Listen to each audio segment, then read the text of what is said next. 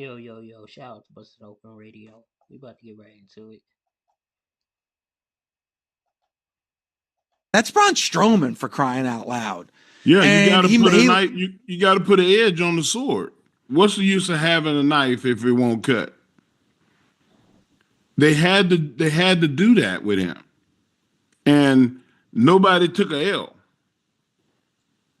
in the process. And that's my thing. And that's old school too. Like, you ain't gonna have nobody take a win or a loss unless it's a paid TV under the lights.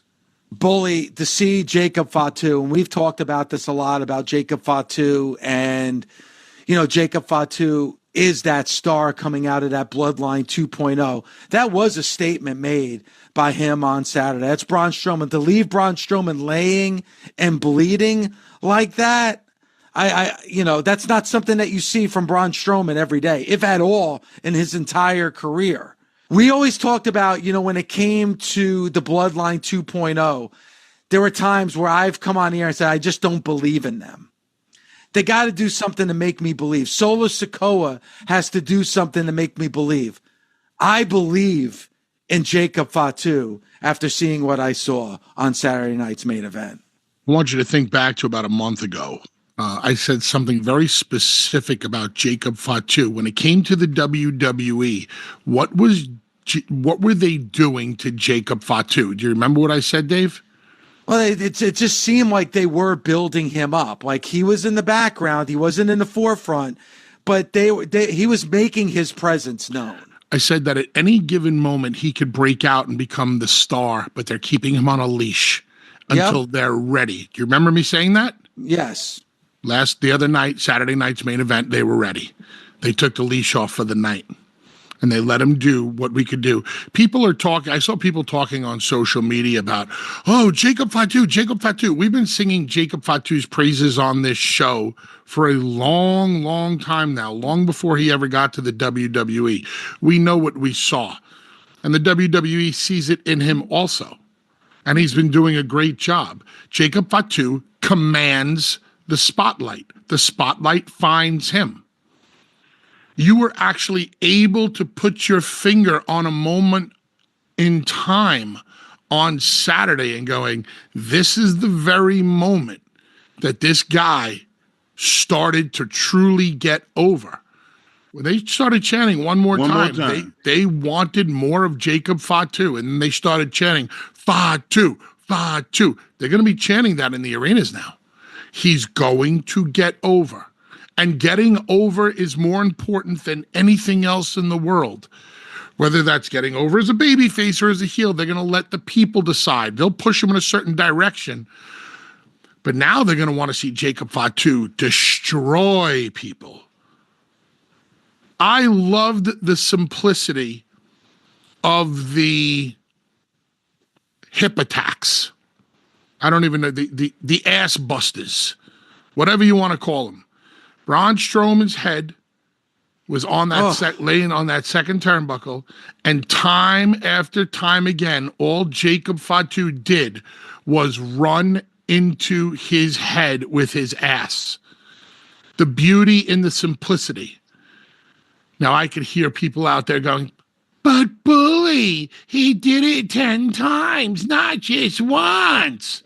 That's what it takes to keep a monster like Braun Strowman down. They protected it's different.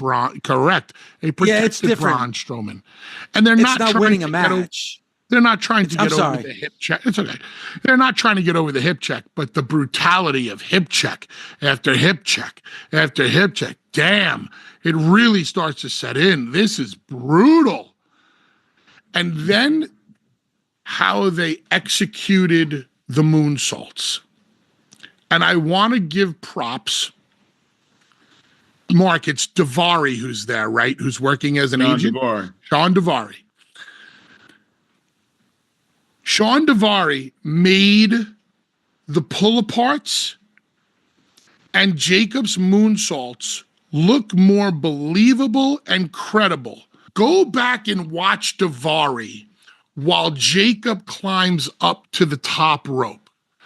Daivari doesn't just stand to the side.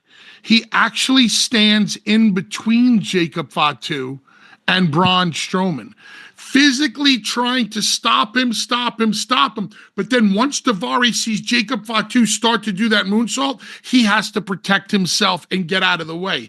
It doesn't seem as contrived. It looks like Daivari is legitimately trying to stop this monster, as opposed to like what we talked about last week.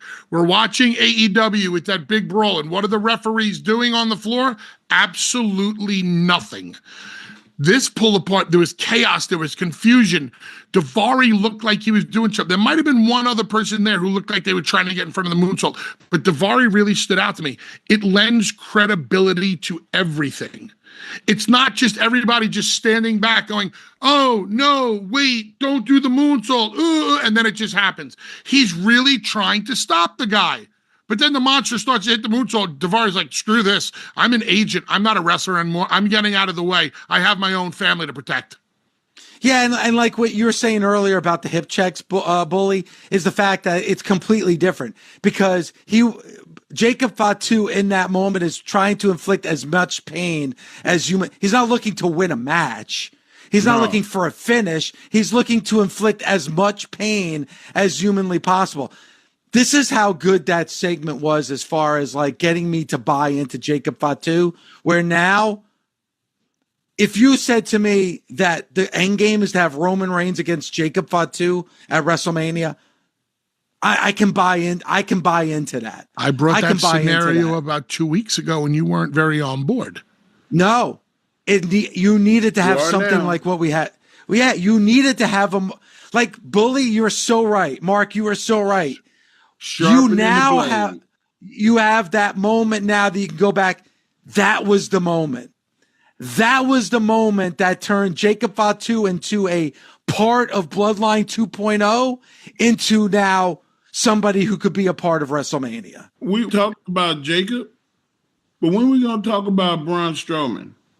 How great of a guy to get people over now. He's so legitimate and so Teflon that he can go into a match with Bronson Reed and get him over. He can go into a match with Jacob Fatu and get him over. You can't have one side without the other. And Jacob is going to be Jacob. But it's like me and Bully always say, it's who you dance with. Struggling to get started on your book? Meet Squibbler, the AI book writer that And he had Braun Strowman is going to heal up from this, and he's going to come back meaner and madder than hell. And Jacob is going to have to pay the piper. And I can see right after him paying that piper, Bronson Reed showing up again and just laying him to waste.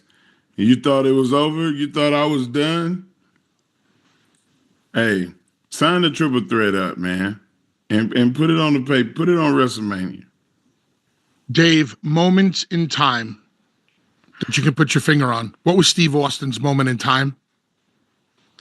For Steve, you could go either with Tyson or McMahon. No, that wasn't Steve's moment. Oh, I'm sorry. The famous promo, of course. King of the Ring. Not even that. To me, what was it then? To me, well, I like to play this little guessing game because I get excited when you get it right. You get all frustrated. The minute Bret Hart turns him over in the sharpshooter and he's a Crimson Mask, that's Steve Austin's moment to me. Because Austin 316 happens and then there's not it doesn't catch on until months later. That moment that Bret turns him over and he passes out, people were into Steve Austin in that moment. Becky Lynch, the minute Nia Jax shatters her face. Last night, Saturday night was Jacob's moment in time. They felt him. They felt they had an emotional connection to the heart. Braun Strowman on the ground bleeding. Like, as much as they respected Jacob for the work that he put in on Braun, they also, like, when Braun stood up, finally, like, they got him to the apron, the whole arena. Man, come on. You're gonna be all right. You can hear people. It's okay, man. You're gonna be all right. And Mark, I think you got to witness live that what we didn't get to see on TV, sympathy on a monster. Yeah, Not easy to do. it's hard to do. It's hard to And I don't do. think there's anybody else. Like you mentioned Bronson Reed, maybe Bronson Reed, but I don't think Bronson Reed could have done what Braun Strowman did. Like Braun Strowman, with the history of him in the WWE, like you said, the credibility of him being the monster. He was the only person that could have done that for Jacob. I don't think there's anybody else on the roster that could have done what Braun Strowman did for him on Saturday. He's the biggest guy there. It could have been anybody. It could have been Omos. Could have been. I don't think it matters who it is, as long as they do it.